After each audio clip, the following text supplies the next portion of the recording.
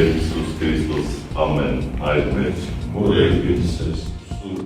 Նիկոլ Փաշինյանի առաջնորդած այսպես կոչված եկեղեցու բարենորոգման խորհուրդը բոյկոտել է եպիսկոպոսատ ժողովը։ Տիրադափ հռչակվածների խորհուրդը հայտարարություն է տարածել, նշելով, որ ներկայիս Գերագույն հոգևոր խորհրդի լիազորություններն ավարտվել են դեռևս 2021 թվականից, եւ դրանից հետո կատարված բոլոր նշանակումները եղել են ամենայն հայոց կաթողիկոսի կամայականությամբ։ Ըստ բարենորոգման խորհրդի ժողովը Հայաստանից դուրս օտար երկիր տեղափոխելը հեղինակազրկում է մայրաթորը եւ վարկաբեկում հայոց պետականությունը։ Կաթողիկոսի հրաժարականը պահանջող խորհուրդը շեշտել է, որ մայրաթորը մինչ օրս չի արձագանքել հոգևորականների եւ գործող իշխանության բարձրացրած աղմկահարույց հարցերին, այդ թվում վարչապետի հետ հանդիպելու եւ մեղադրանքները քննարկելու առաջարկին։ Խորհուրդը կոչ է արել բոլոր եպիսկոպոսներին հրաժարվել մասնակցել եպիսկոպոսատ ժողովին, այն որակելով որպես երկպարակտություն սերմանող արկածախնդրություն։ Հայտարարության վերջում կոչ է արվել վերջ տալ պետության եւ եկեղեցու վերնախավի միջև կործանարար առճակատմանը եւ չենթարկվել մեջբերում մայրաթորի վերնախավում գործող ապազգային ու պարակտող խմբակի սադրանքներին։ Ըստ խորհրդի, ստեղծված իրավիճակի միակ պատճառը սխալ կառավարումն ու բարեփոխումներից հրաժարվելն է։ Ալո։ Աստվածօգնական Սրբազան ջան։ Լավել ջան ես ասում, այդ այսօր է։ Գլխավոր դատախազությունը կբողոքարկի դատարանի որոշումը, որով քննչական կոմիտեից պահանջվել էր ուսումնասիրել նախկին հոգևորականի եւ Նաթան Սրբազանի հեռախոսազրույցի հրապարակման փաստերը, հայտնել են քննչական կոմիտեից նշելով. մեջբերում որոշումը կբողոքարկվի, բայց մինչ այդ քրեական վարույթ չի նախաձեռնվի։ Փաստաբան Արա Զորաբյանը հայտնել էր, որ դատարանը պարտավորեցրել է քրեական վարույթ նախաձեռնել Նաթան Սրբազանին գաղտնալսելու վերաբերյալ։ 2025 թվականի հոկտեմբերի 17-ին Civic-ը հրապարակել էր մի նյութ, նշելով մեջբերում։ Համացանցում հայտնվել է Նաթան arczepiskopos Հովհաննիսյանի եւ կաթողիկոսի նախկին գավազանակիր աղա Նաբեղա Երջանկյանի 2023 թվականի հոկտեմբերի խոսակցության ձայնագրությունը։ Նյութին կից հրապարակվել էր նաեւ աղմկահարույց ձայնագրություն, որտեղ Նաթան Սրբազանը աղա Նաբեղային ասում է, թե կաթողիկոսի հրահանգով պետք է գնա Փաշինյանի դեմ ցույցի։ Նաթան arczepiskopos Հովնանյանի կողմից հերքվել էր տարածված տեղեկությունը, սակայն դատարանը նախաձեռնել էր վարույթ ծառայողական լիազորությունների չարաշահման հոդվածով։ Պետական համակարգում հատկապես նախարարների Խիզախ քայլ է համարել ֆինանսների նախարարը իր գործընկերների ստացած միլիարդավոր դրամների պարգևավճարները։ Վահե Հովհաննիսյանի կարծիքով պետական պաշտոնյաները բավականին լարված ու ստրեսային աշխատանքով են զբաղված եւ այդ պատճառով պետք է որոշակի սոցիալական խնդիրների մասին չմտածեն, որպեսզի կարողանան իրենց աշխատանքը կատարելության հասցնել։ Ես կարծում եմ, որ մեր հանրությունը պետք է առնվազն, եթե չասեմ գոհ լինի, ապա չզայրանա սրանից, էլի, որովհետև ասենք, չգիտեմ, սրա մասին են խոսում, օրինակ ես խոսեցի նրա մասին, որ մենք հավելյալ 300 միլիարդ հարկ ենք հավաքել։ Այդ հարկը հավաքվել է նրա պատճառով, որ պետական պաշտոնյաները բիզնեսով չեն զբաղվում, բիզնես չեն հովանավորում, ազատությունը տված տնտեսական գործունեություն իրականացնելու համար մարդիկ զբաղվում են այդ գործունեությամբ, այդ ավել հարկերը վճարվում են եւ այդ հարկերի մի մասը կարելի է ասել, այո, պետք է վճարվի որպես աշխատավարձ ամեն առօրյայի մաս։ Արտգործնախարար Արարատ Միրզոյանը մանիպուլյացիա է համարել այն պնդումները, թե Եվրամիության եւ Թուրքիայի արձագանքները խաղաղության օրակարգի վերաբերյալ Հայաստանի ներքին գործերին միջամտելու փորձ են։ Ըստ նախարարի, խաղաղության օրակարգին ու ժողովրդավարությանը սատարող հայտարարությունները ոչ թե վտանգավոր են, այլ միայն ողջունելի։ Եվրոպական միության բարձր ներկայացուցիչը աջակցություն է հայտնել Հայաստանում ժողովրդավարական գործընթացներին, ժողովրդավարական ընտրություններին, ինչը կարծում եմ խնդրարարուցիչի որևէ կերպ միայն ողջունել կարող ենք եւ շնորհակալություն հայտնել, եւ Թուրքիայի արտաքին գործերի նախարար, ես սովորաբար չեմ ուզում մեկնաբանեմ որևէ երկրի արտաքին գործերի նախարարների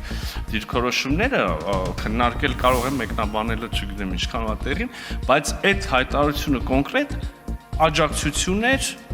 Հարավային Կովկասում են խաղաղության գործընթացին, Հայաստանի եւ Ադրբեջանի միջև հարաբերությունների կարգավորման գործընթացում վարչապետ Փաշինյանի ունեցած դերակատարությանը Անդրադառնալով Ադրբեջանի եւ Թուրքիայի հետ հարաբերությունների կարգավորմանը, Միրզոյանը պարզաբանել է, որ թեև այդ գործընթացների միջև կա օբյեկտիվ կապ, դրանք առանձին ուղղություններ են։ Նախարարի պնդմամբ իրենք շարունակում են առաջ շարժվել երկու ճակատով էլ, առանց դրանք մեկը մյուսով պայմանավորելու։ Եվ նաև խրախուսանք ուղղված կամ կոչ ուղղված